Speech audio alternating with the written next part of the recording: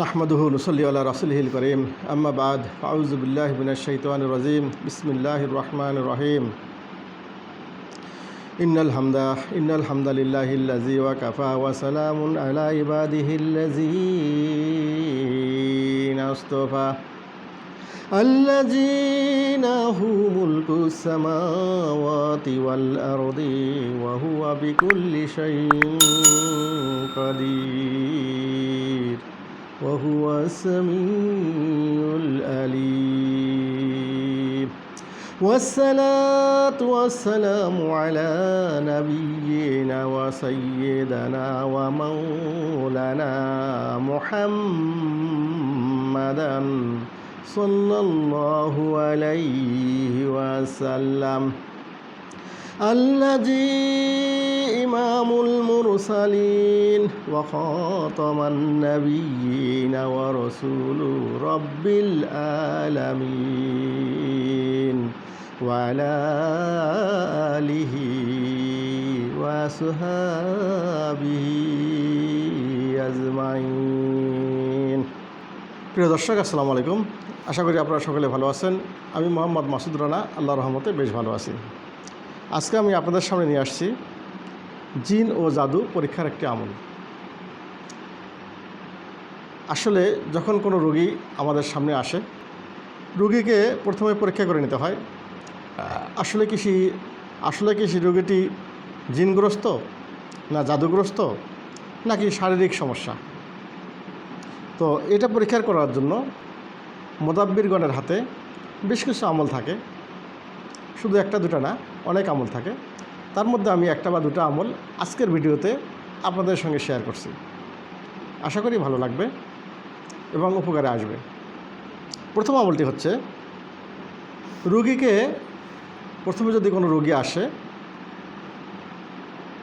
যদি বুঝতে অসুবিধা হয় যে আসলে তার কী সমস্যা, তবে রোগীকে সামনে বসিয়ে এক গ্লাস পানি নিয়ে প্রথমে একটু পানি তাকে খাওয়াই দেবেন এবং জিজ্ঞাসা করতে হবে পানি কেমন লাগলো। উত্তরে যদি বলে স্বাভাবিক লাগে, তবে এই দোয়াগুলো পড়তে হবে। প্রথমে রোগীকে সামনে বসিয়ে কাচের গ্লাস ভর্তি এক গ্লাস পানি নিতে হবে। এই পানি কোনো সূরা বা দোয়া কালাম পড়ার আগে তাকে একটু খাওয়াই দিতে হবে। একটু খাওয়াই তাকে জিজ্ঞাসা করতে হবে পানির স্বাদ কেমন। সে যদি বলে যে স্বাভাবিক, তারপরে আপনি নিচের আমলগুলো করবেন। নিচের আমলগুলো হচ্ছে, 1 নম্বরে দুরুদে ইব্রাহিম 11 বার পড়বেন। আবারও বলছি, দুরুদে ইব্রাহিম 11 বার। তারপরে আয়াতুল কুরসি 3 বার। আয়াতুল কুরসি অর্থাৎ সূরা বাকারার 155 নম্বর আয়াত 3 বার পড়ে ফু দেবেন। 3 নম্বর সূরা ইউনুস 1 বার পড়ে ফু দেবেন। এখানে সূরা ইউনুস বলা হয়েছে, আসলে সূরা ইউনুসের 81 এবং 82 নম্বর আয়াত পড়লেই হবে।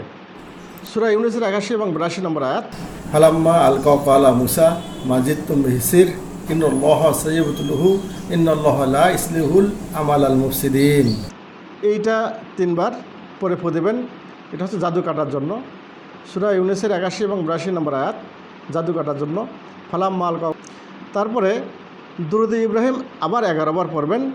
এমনভাবে ফুঁক বা দম দিতে হবে যেন মুখের কিছু লালা ওই পানির মধ্যে পড়ে, এবং সেটা রোগীর অগোচরে করতে হবে।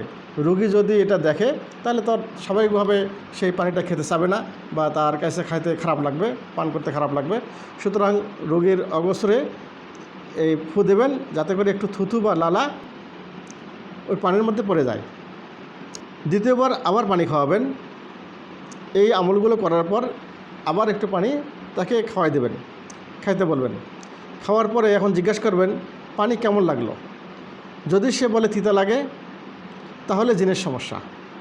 যদি সে বলে যে পানি তিতা লাগতেছে, তাহলে বুঝতে হবে জিনের সমস্যা। আর যদি বলে টক লাগে, তাহলে বুঝতে হবে জাদুর সমস্যা। আর যদি বলে স্বাভাবিক লাগে, তাহলে তার শারীরিক সমস্যা, তার জিনগত বা জাদুগত কোনো সমস্যাই নেই। তো প্রিয় দর্শক, আসলে আল্লাহ পাকের এই কালামগুলো বা আল্লাহ পাকের এই আয়াতগুলো অত্যন্ত কার্যকারী এবং এই আমলগুলো খুবই পরীক্ষিত আমল। আপনারা বিশ্বাসের সঙ্গে যখন এই আমলগুলো করবেন 100তে 100 ফলাফল পাবেন ইনশাআল্লাহ। দ্বিতীয় আরেকটি আমল আমি দিচ্ছি আজকের ভিডিওতে। দ্বিতীয় আমলটি হচ্ছে একই নিয়মে 1 গ্লাস পানি নেবেন প্রথমে, তারপরে দুরূদ শরীফ 11 বার, বিসমিল্লাহ সহ সূরা ফাতিহা 11 বার পড়বেন এবং প্রতিবার পানিতে ফু দেবেন।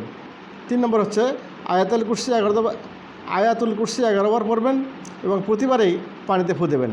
4 নম্বর হচ্ছে সূরা কাফিরুন, সূরা ইখলাস, সূরা ফালাক ও সূরা নাস প্রত্যেকটি 11 বার করে পড়বেন এবং প্রতিবার পড়ার পরে পানিতে ফু দেবেন।